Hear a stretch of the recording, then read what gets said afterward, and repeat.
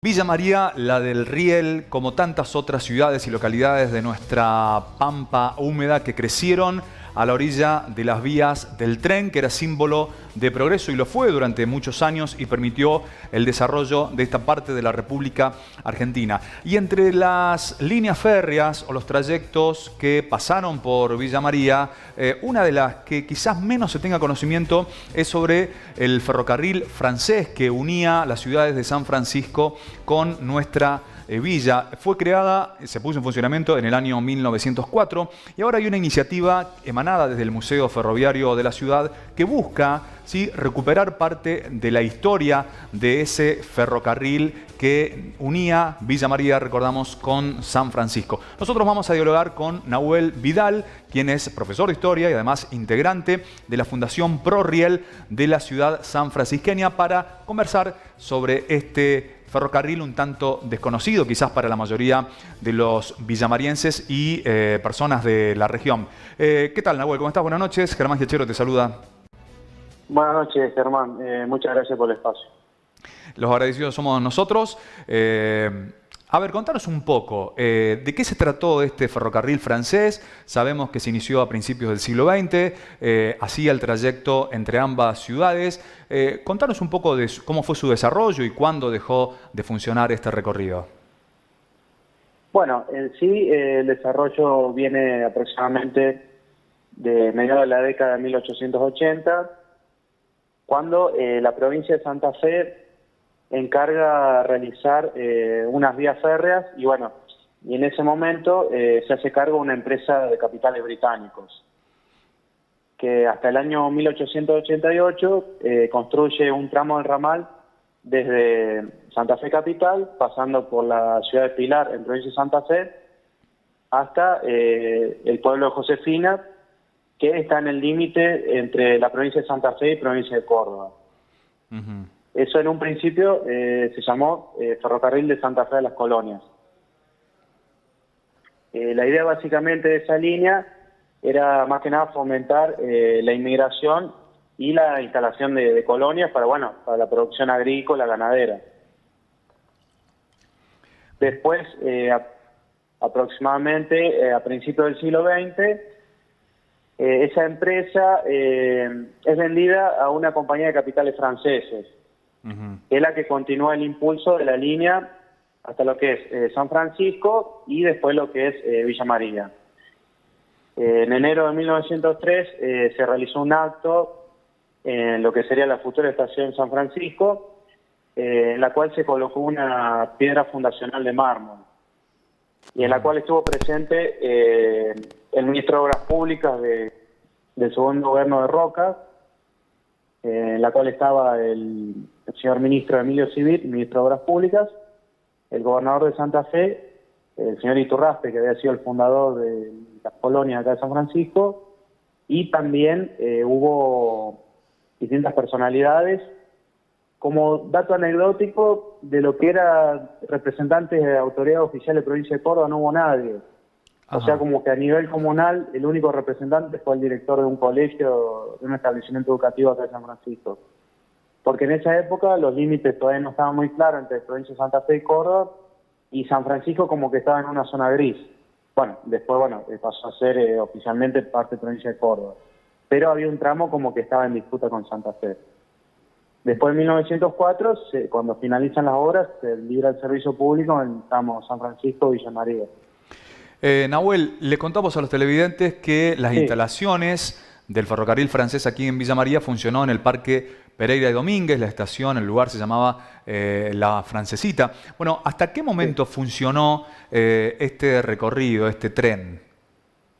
Bueno, desde 1904 hasta el año 1977, porque en la época de la última dictadura militar hubo un proceso de racionalización, es decir, de achicamiento de las empresas públicas, y en especial uno de los más perjudicados fue el ferrocarril, que todavía en esa época era Ferrocarriles Argentinos, que era del Estado Nacional.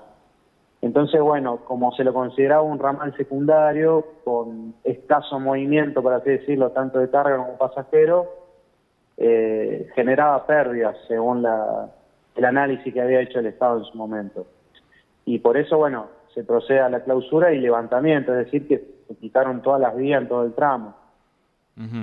También se puede señalar como otro dato, en lo referente a los comienzos, en 1907, en Pozo del Molle se abre un ramal hacia Carrilobo, que originalmente la idea era que ese ramal a Carrilobo llegara hasta la ciudad de Córdoba capital. Pero ¿cuál fue el problema? El ferrocarril central argentino, que ustedes ahí en Villa María lo conocen muy bien, sí, tenía líneas en dos lugares distintos, y es como que lo encajonaba el Santa Fe. Por eso el Santa Fe simbólicamente como que muere en Carrilobo y nunca pudo llegar a esa proyección de llegar a la capital provincial de Córdoba. Bueno, el cierre, lo que relatabas recién respecto del cierre y el levantamiento de las vías del ferrocarril francés fue un anticipo de lo que vendría después en los años 90, ¿no? Con prácticamente el desmantelamiento de muchas de las líneas y de los trayectos ferroviarios. Exactamente, sí, sí. Sí, además se vieron afectados muchos pueblos y más que nada es bastante interesante analizar que el ferrocarril Belgrano fue uno de los más perjudicados, porque el ferrocarril Belgrano conecta mucho con el norte, lo que es el NOA, y bueno, y como en sus comienzos fueron ferrocarriles de fomento y como pasaban por lugares que en teoría no había mucha explotación económica, después con el tiempo como que el Estado vio que era una carga, por así decirlo, mantenerlo. Entonces, bueno, se empezaron a sacar clausuras. Y después, bueno, el tema de los trenes de pasajeros de larga distancia, salvo casos muy puntuales, el resto fueron suprimidos. Bien, desde el comienzo, desde el momento en que empezó a funcionar, ¿este ferrocarril transportaba pasajeros y carga o fueron en momentos diferentes? Desde el principio trabajaron lo que era con cargas y pasajeros.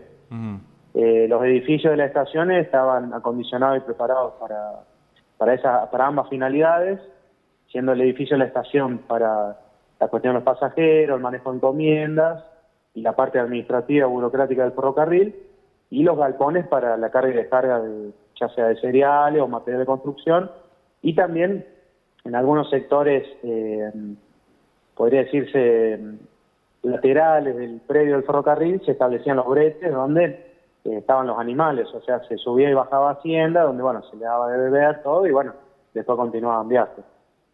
Nahuel, tengo la última consulta. Sí. En relación a, bueno, a tu ámbito de estudio y de trabajo de manera permanente, ¿hay alguna posibilidad de revitalizar algún proyecto que tenga que ver con la puesta en marcha de algún trayecto ferroviario en la provincia de Córdoba? Digo, que vaya más allá del anhelo y de la nostalgia. ¿Existe esa posibilidad concreta o no? ¿Ya hay que descartarla? Nunca hay que descartarlo, o sea, siempre hablando de lo que es el servicio de pasajeros. Actualmente se está haciendo una extensión del llamado Tren de las Sierras, actualmente llega solamente a Cosquín. Bueno, están haciendo una ampliación hasta la ciudad de Valle Hermoso, con una proyección, con un cálculo estimativo a fin de año o mediados del año que viene, para llegar hasta Capilla del Monte. Eso sería con fines turísticos y bueno, ahí tendría un buen caudal. Y el ferrourbano en la zona urbana de la capital cordobesa. Después en el interior, bueno, hay proyectos y sueños, pero lo importante es siempre tratar de ponerlo en la agenda de los funcionarios para que, bueno, vean que está la necesidad y que los habitantes desean el ferrocarril no solo como algo sentimental o histórico, sino como un medio de transporte, como una opción válida para poder moverse. Estábamos dialogando con el profesor de Historia Nahuel Vidal, integrante de la Fundación ProRiel de San Francisco. Te agradecemos, te mandamos un abrazo.